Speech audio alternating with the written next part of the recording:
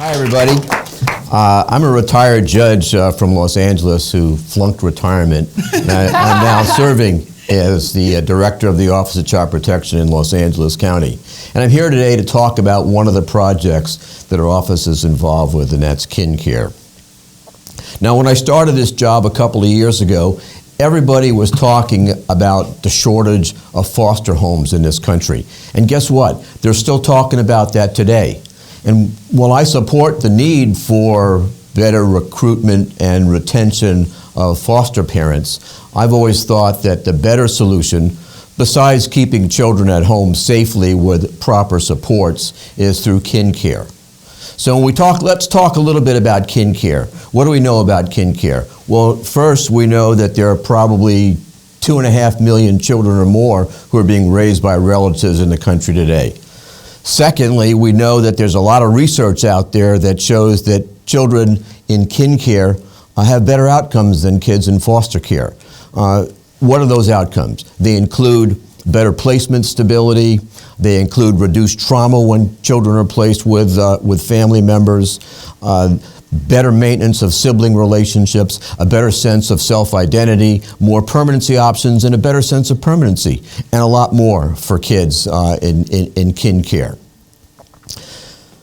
Also, my third point is that when we look at child welfare in this country today, for children who are in out-of-home care, only about 30% of them are placed with relatives.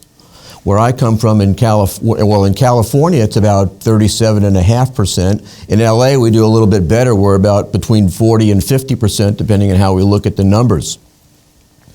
But think about this.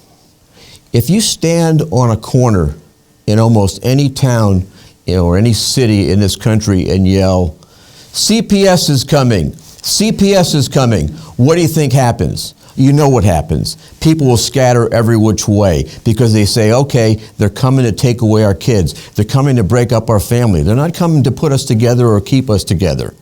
And think about this. I just said a couple of minutes ago that kids in out-of-home care, only 30% are placed with family. So that means that 70% are placed with strangers. Do you have any? Is there any wonder why people have this negative perception of our child protection system in this country? That has to certainly contribute to it. My last point is actually a little bit of a technicality. It just so happens to be, it happens to be the law, but to both the federal level and the state level that favors relative placements. When we think about fostering connections, think about the Preventing Sex Trafficking and Strengthening Families Act of 2014 and more. So here we have a system where number one, we know that kids are better off with families. Number two, it's the law, and yet the best we can do is 30%? No, I think we can do better than that, and let me tell you about how I think we can do that. First, each system has to just make it a priority to create a kin-first culture. And that starts with bringing folks together. That includes child welfare officials, it includes the courts, it includes attorneys, it includes CASAs and other stakeholders. For those of you who are familiar with the National Council of Juvenile and Family Court Judges, that organization has long taught judges that the best conveners are juvenile court judges. So there's a start.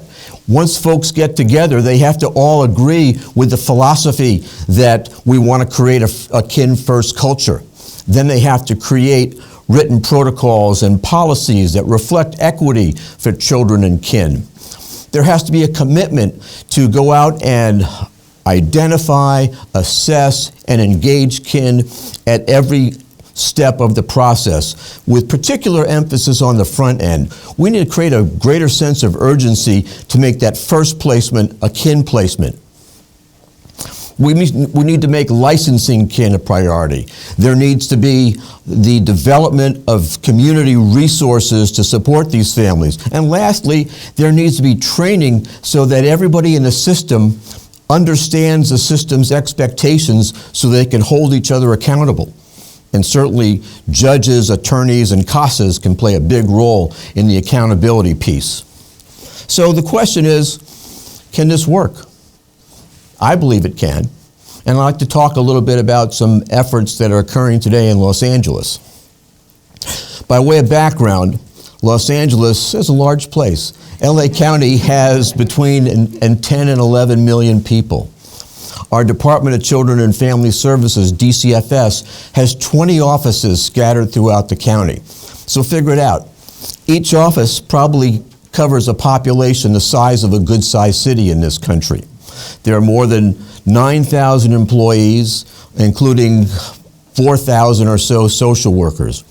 We have 27 dependency courts in LA County with 30,000 or so kids under the court's jurisdiction, about 20,000 of them in out-of-home care. Big place. In May of 2016, our county's governing entity, our Board of Supervisors, asked the Department of Children and Family Services to work with my office to create a process that would increase relative placements and also enhance the engagement of relatives in the process. So we started with 2 DCFS offices, and it turned out to be 2 pretty good offices that actually had a better than 50% kin care rate. And this is what we did and what you can do in your jurisdictions. There are 3 elements to this. The first element is simply to go out and place more kids with kin. And when I'm talking about kin, I'm really talking about 3 things. First, I'm talking about our traditional notion of relatives. Secondly, I'm talking about those close family friends known as the non-related extended family members. And third, we're also talking about non-offending, non-custodial parents, quite often the fathers, the forgotten people in our child welfare system in this country. And so what we've done and what you can do is train social workers at the front end to go out and assess these, assess relatives, identify relatives and assess them. And then along with daily supervision by committed supervisors, have regular meetings. We did monthly meetings to go over the results and talk about what are the barriers that we're seeing to making kin care placements and how do you overcome those barriers. There's also family finding technology that can be used. In Los Angeles, we've had access to that resource for many years, but we primarily used it at the back end of the system to see if we can find important people in the lives of kids who are in danger of aging out of the system. When we brought it to the front end, we found in more than 50% of the cases where the social workers could not immediately find a relative, we were able to find interested relatives for those kids. The second piece is the family engagement piece. When we talk about finding relatives, we're talking about finding relatives for more than just placement purposes. We need to find as many relatives as possible and bring them to the table and say, what can you do to support your family? That includes things like visitation assistance, transportation assistance, respite care, or babysitting, or maybe even financial assistance, or more, whatever it takes. The point is, what we want to do is we want to empower families to help each other. We want to do what the song says, make it a family affair. The third piece is agency support. What can the agency do to support this? And really there are a number of things. In LA, our agency has done several things. Number one, they have utilized some state funding to provide a monthly stipend to these families for the first 3 months while they have to go through the cumbersome state licensing process.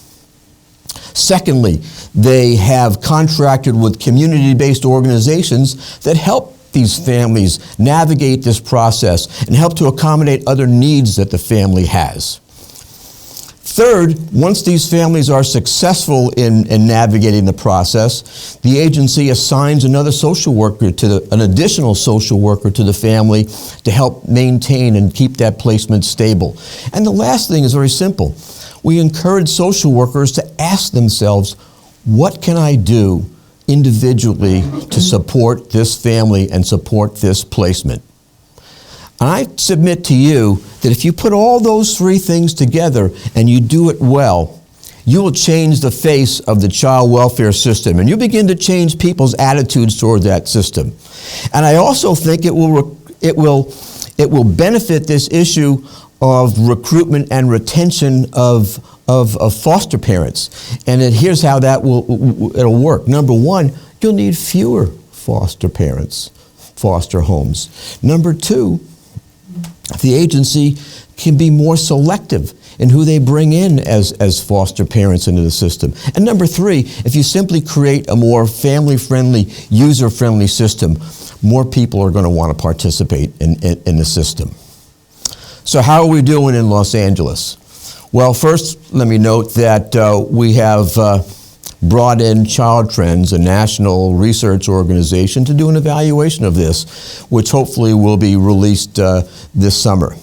But secondly, in those two offices that we selected, in the first 14 to 15 months of this project, what we've seen is an astounding 80% kin care placement rate. That means of all the new kids that came into the system in those two offices who were the subject of detentions, only 20% of those kids ended up in foster care. And if that doesn't start to change people's attitudes towards the system, I don't know what will.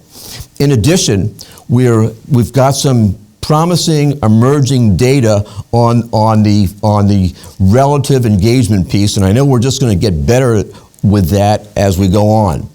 We expanded to 2 additional offices in January, and at least the initial month has been pretty good, and we're hoping that over the next several months we can create a plan to extend this program to all of the DCFS offices in LA County. So what I'm talking about here, it's not magic. What we're talking about is simply a system making a commitment to this, and some great work by the social workers. My hat's off to our social workers in LA for the great work that they're doing here. I can't guarantee that there'll be an 80% placement rate everywhere else. But believe me, I gotta think that we can do a whole lot better than 30%. So, thanks for listening to me today, and good luck.